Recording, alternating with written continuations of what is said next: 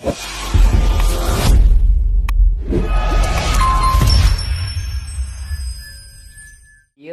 good morning guys. Panibagong araw, panibagong vlog na naman tayo. Ang vlog natin sa araw na ito ay hahalabusin muna natin itong hipon bago natin sigangin or sabawan. Kung gusto ko rito sa hipon yung hinahalabos muna siya bago sigangin. Kasi pagka diniretso mo sigang yan, tumatakas yung kanyang taba. Kaya mas maganda sila halabos muna. Lagyan natin ng kaunting asin at kaunting bitsin.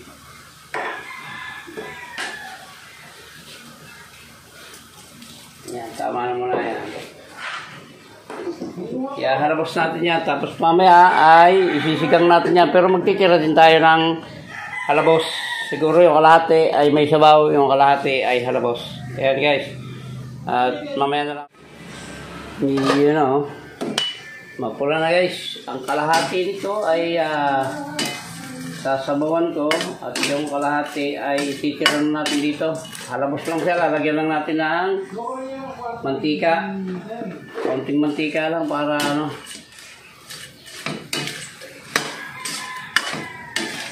Pagka sinigang natin ng diretso ito o sinigang nyo ng diretso, yung taba po ng sumpo o hipon ay wala nang matitira dyan sa ulo. Kaya kailangan ihalabos nyo muna bago nyo sabawan. So yan guys, hahatiin ko ito at yung kalahati ay lalagyan natin ng sampalok. Yung bunga guys, ang nabili ko sampalok. Sa tagal ko na rito sa Sorsogon, ngayon lang ako nakakita rito ng bunga ng sampalok. Dito po kasi sa Sorsogon, ang pinaninigang dito ay kalamansi. Ay kabataan tayo guys, kaya mahilig ako sa sampalok. Yan, babawasan na natin ito at yung kalahati ay sasabawan ko. Yan guys, papatakan natin ng kaunting mantika para medyo malutong-lutong siya. Pagka halabos natin medyo malutong-lutong.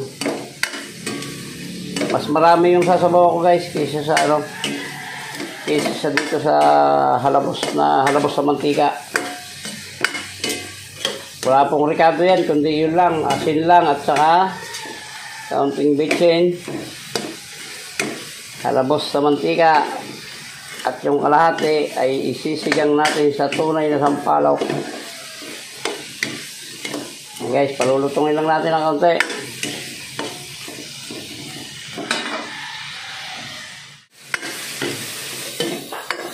Ayan guys, pwede nito. Enough-cam ko lang para hindi masyadong mahaba yung vlog natin. Pero pwede nito guys, hahanguin ko na ito at sasalang ko naman yung sinigang para dalawang putahe yung magawa natin dito. Sugpo ito guys, sugpo na yung sugpong dagat, hindi siya yung sugpong pispan. Kasi yung sugpong pispan, maitim po yun. Maitim. Ito medyo medyo paltak-paltak po yung balat. Sugpong dagat. Ayan, okay na guys. Ito, hugasan ko ulit yung lalagyan. Hahanguin natin ito. Hugasan natin yung lalagyan.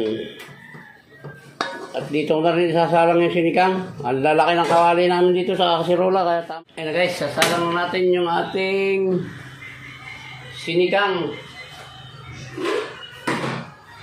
Antayin natin. Hugas bigas to guys, hugas bigas. Natin natin, kaunti lang.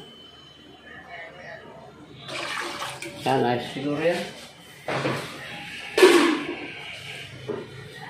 Guys, yung ating tumunay na sampalok, isasama na natin yan para hayaan. Pero hindi ko dudurugin yan guys, hayaan ko lang siyang usang madurog para kusa lang siyang pumutok. Kasi pagka dinudurog yan, medyo pumapakla po yan. Yan, sama na natin yung kamatis. Mamaya-maya nito sibuyas, pagkulo. Lalagyan natin ng kaunting asin. Kaunti lang naman inasin ko dun sa pagkakahalabos ko. Ayan guys tip ko lang sa inyo yan. Pag magsisigang kayo ng hipon o sugpo, halabos nyo muna para hindi tumakas yung sabaw, yung taba. Kasi pagka hindi nyo inalabos yan, mapupunta lang lahat sa sabaw yan, wala nang lasa yung ulo. Yan guys, lagyan na natin itong sibuyas at saka yung siling panigang or pamaksayo. Ayan durog na yan guys. Tama-tama lang yan pag nilagay natin yung hipon. Wala na itong anong maraming gulay ito na ilalagay ko. At ako man lang kakain to. Ayan, lagyan natin yung hipon. Or sumpo po ito, yung ginamit ko sumpo. Pechay lang, ilalagay natin dito guys, pechay lang.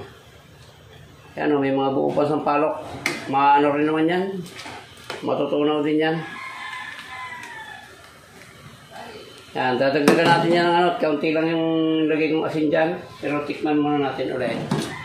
Umalat. Yung matabang. Yung asim, okay na yung asim. Yung alat lang, medyo matabang. Dadagdagan natin ng asin at saka kaunting pampapungay.